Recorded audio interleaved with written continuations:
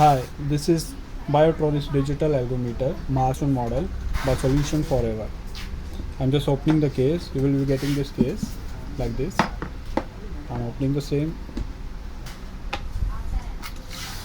This is the digital ergometer.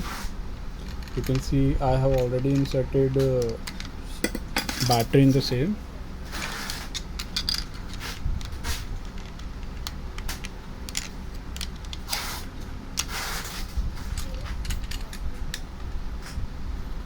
From this button you have to turn it on.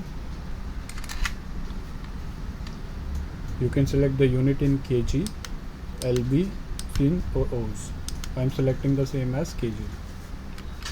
Now I'm applying the pressure with the same.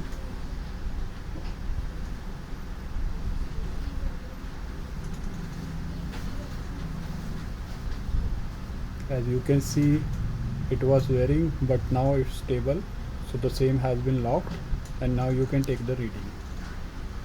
After taking the reading, if you want to reset the same, just click on the same button, the reading will be reset and you are ready to take the next reading.